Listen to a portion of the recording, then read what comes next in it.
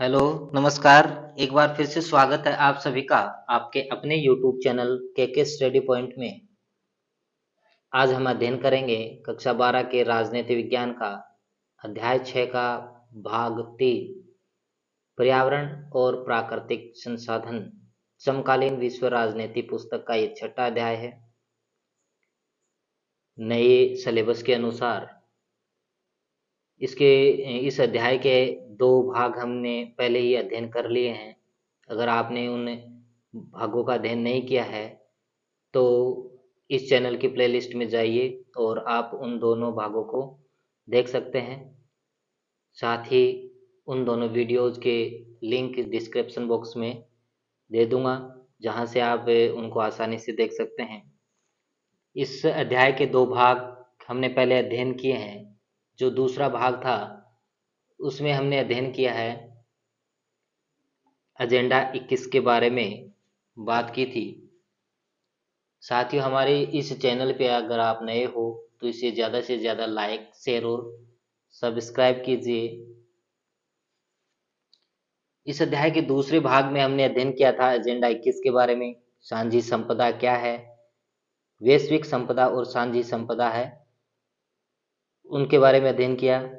पर्यावरण सुरक्षा को लेकर के विकसित देशों के क्या विचार हैं, विकासशील देशों के क्या विचार हैं, इनके रवैया क्या है, ग्लोबल वार्मिंग, क्योटो प्रोटोकॉल, पावन वन या प्रांतर वन जिसको देव स्थान कहते हैं, पर्यावरण सुरक्षा में भारत के क्या क्या कार्यक्रम चलाए, क्या योगदान रहा, पर्यावरण को लेकर कौन से आंदोलन हुए, संसाधन है उनकी भू राजनीति के बारे में विचार किया विस्तार से, और अंतिम टॉपिक था मूलवासियों का अर्थ। मूलवासी का अर्थ क्या होता है, इन सभी टॉपिक के बारे में हमने विस्तार से चर्चा है वो भाग 2 में की है।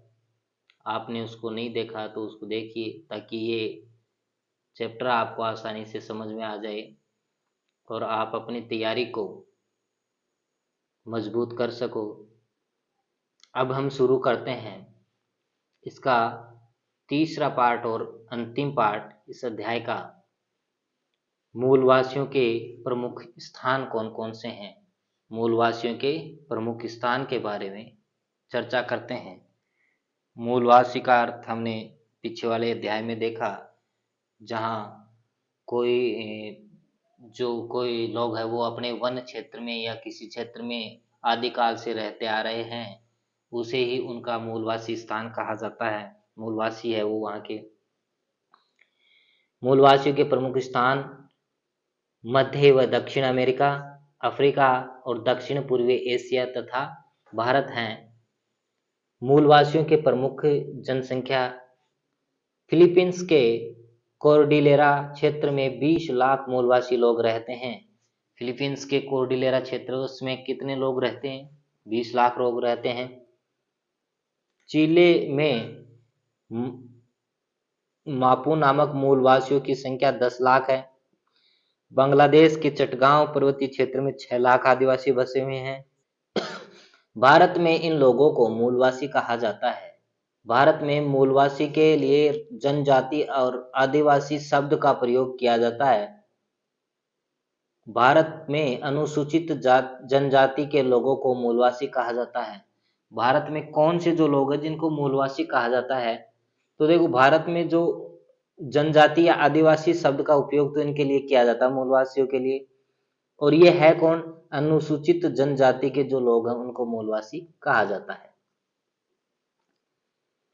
मूलवासियों के जीवन यापन के लिए सबसे बड़े खतरे क्या हैं, मूलवासियों के जीवन यापन करने में कौन सी कठिनाइयां, सबसे बड़े खतरे कौन से हैं। प्राकृतिक संसाधन एवं कृषि पर निर्भर हैं। मूलवासी जो लोग हैं वो क्या प्रकृति प्रदत्त या प्राकृतिक संसाधन उन पे और कृषि पर निर्भर हैं ज्यादातर।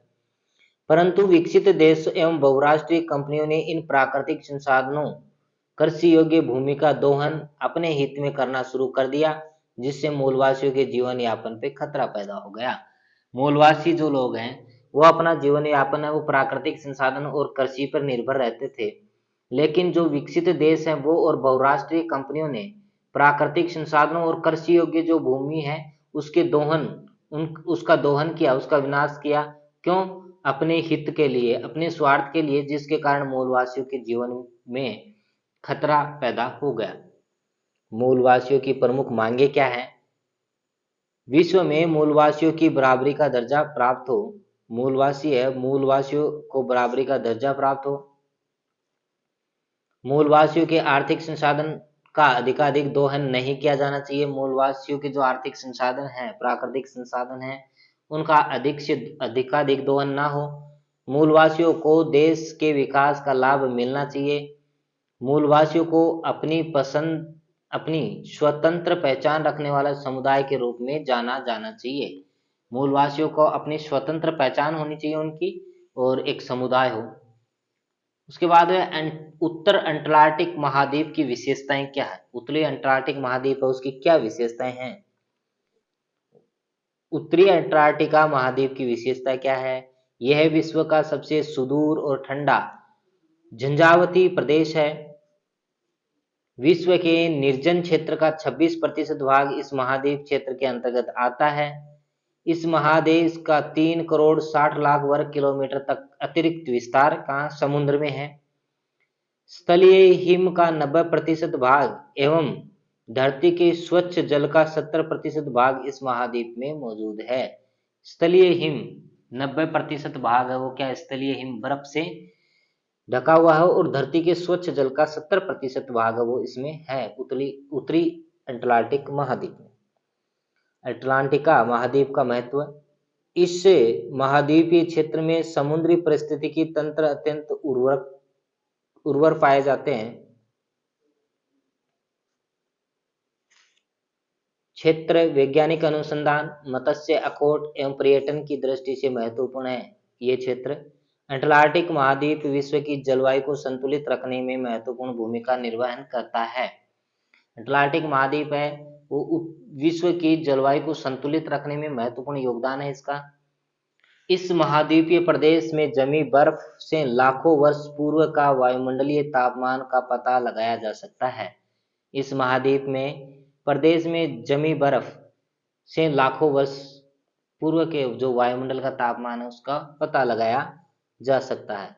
इसी के साथ आज का ये वीडियो समाप्त होता है, और इसी वीडियो के साथ हमारा ये अध्याय 6 पर्यावरण और प्राकृतिक संसाधन है वो भी पूर्ण होता है। आप इस चैनल को ज़्यादा से ज़्यादा लाइक, शेयर और सब्सक्राइब कीजिए। इसके पश्चात इस पुस्तक का नए सिलेबस के अनुसार एक ही अध्याय बचा है, वैश्वीकरण, जिसको हम नेक्स्ट वीडियो में पढ़ेंगे। धन्यवाद। Thank you.